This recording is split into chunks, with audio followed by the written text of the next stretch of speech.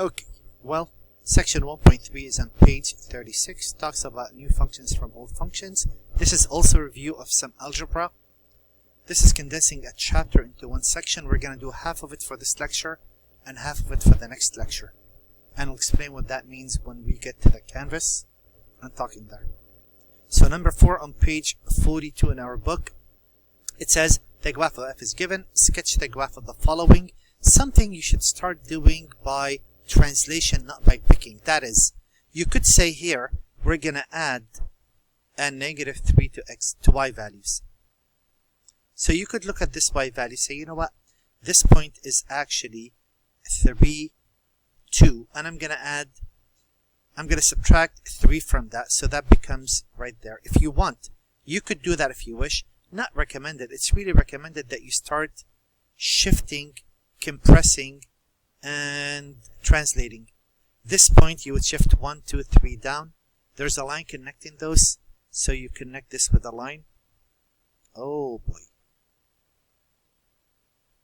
Here we go. Excuse me. The point 0, 0 shifted 1, 2, 3 units down. There's a line connecting those, so you connect those with a line. And that's pretty much kind of what you do. And at negative 2, you go down 1, 2, 3 and connect those with a line, and there it is. This would be the graph of f of x minus 3. If I look at this graph, I know this is going to shift the graph 1 unit to the left, or you're going to add a negative 1 to x values. If that's how you want to do it, it's okay. But I suggest you get used to the other method. That is, this is 1, 2, 3, negative 2, positive 2. If you add a negative 1 to that, or shift the graph 1 unit to the left, take this point, shift it 1 unit to the left. There's a line connecting those. You do the same. This point shifted 1 unit to the left. There's a line connecting those. And this point shifted 1 unit to the left. And that would be the graph of f of x plus 1. If I get to the third graph, this is going to multiply the y values by a half. So 1, 2, 3, 1, 2. This is going to multiply y values by 1 half. So if I multiply this by 1 half, multiply this by 1 half, it becomes halfway through. There's a line connecting those. Not very good on lines, huh? And this is 0, 0. Multiplying that by a 0 doesn't change that fact. That keeps it as is. That's the beauty of 0.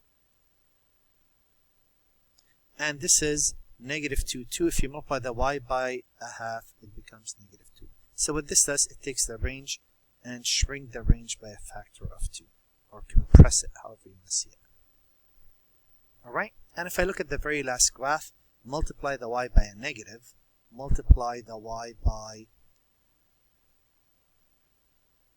a negative 1. Well, again, if this point is 3, 2, if I multiply the y by a negative, that becomes 3, negative 2. Or simply, as many units up you are down, this is 3 units up, go 1, 2, 3 down, connect that with a line.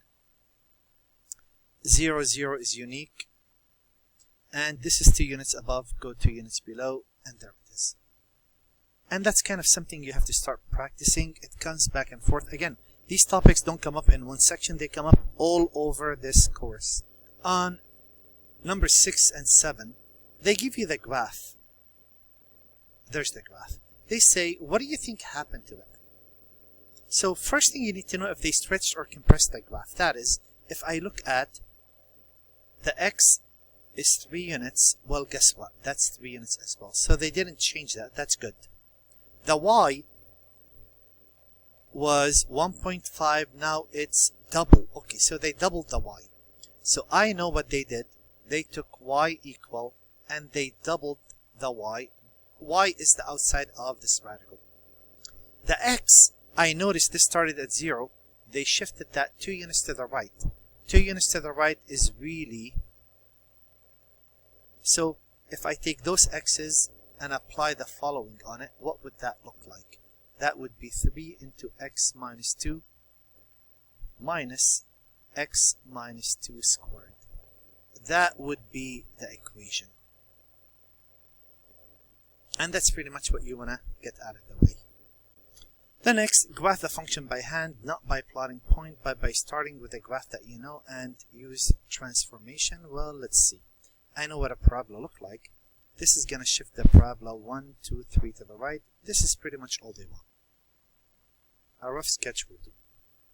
This is really y equal 1 minus, y equal x minus 1 over x. I know we have a vertical asymptote at x equals 0. I can't have 0. I know we have a horizontal asymptote at y equal 1. This is y equal 1. I know we have a y-intercept.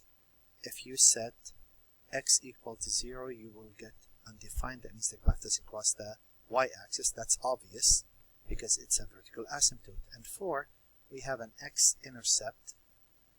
The top of this fraction equals 0 at 1. So we know the graph looks like this. And you could do it, of course, you don't have to do everything I'm doing. Anyway, you get that graph, meaning you're very happy. And if I look at a radical x is a graph that looks like this. Y equal radical of x plus 1, that's shift the graph 1 unit to the left.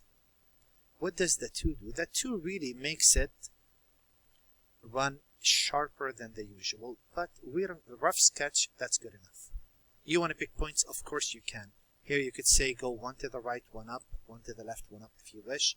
Here you could say, you know what, I'm going to pick 0, I'm going to pick negative 1, 0, and 3. Negative 1 will get me a 0, 0 will get me a 2, and a 4, 2 times. You could really pick points. They don't want us to do that. And how about this graph? Well, this graph has a shift of y equal 1 and an amplitude of 1 above and 1 below. So this graph is really between 0 and 2. Graph of a sine wave starts at the origin, runs up to the amplitude, down, back to the starting point. So the graph looks something like this. And the period is 2 pi over pi, which is 2. This is 2 units. This is half of it. This is half of that. 1 half, 2 halves, 3 halves. There it is. A rough sketch. And 3 more to go. I have a shift of 3, 1, 2, 3. I label that clearly. Amplitude of 2, I go 2 above. If I start at y equal 3 and I move 2 units above, wouldn't that make it y equal a 5? Oh, come on, be nice. And if I go 2 units down, wouldn't that make it y equal a 1? A graph, this is upside down. Cosine starts on the amplitude, runs up to the amplitude, back down to the amplitude. And this runs, my scale is slightly off. This is 2 pi, this is pi, this is pi over 2, and this is 3 pi over 2. This graph, a parabola I know, shifted down 2 units, 1, 2, and it would look like that. Tangent, this graph is shifted pi over 4 to the right. If I move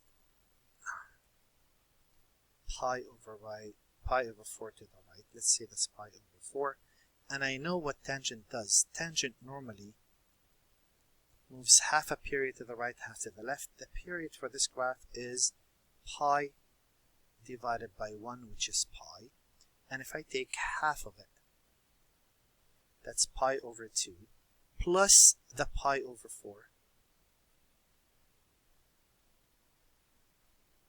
3 pi over 4. If this is 1 pi over 4, 2 pi over 4, 3 pi over 4, that would be the right end of this graph. If you move 2 to the right, 2 to the left will do. And if I move 2 to the left, that's negative pi over 4. That doesn't look pretty. I want it to look really pretty. And that's how the graph looks like. And you would label this clearly as 3 pi over 4 and negative pi over 4. What's the significance of the 1/4? If you go half of the period, you go up 1/4 of a unit. And if you go half of the period, you go down 1/4. So the left half is not that accurate. But how often do I want it to be that accurate? Never. I never care about these points. I only care about the shape. And when I get to this graph, well, cosine of m that has an amplitude of cosine of pi 1 and negative 1.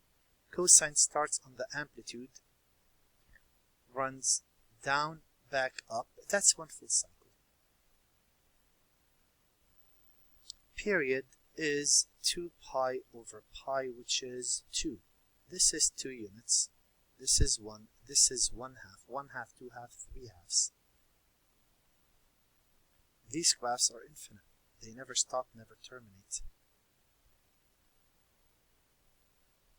Right?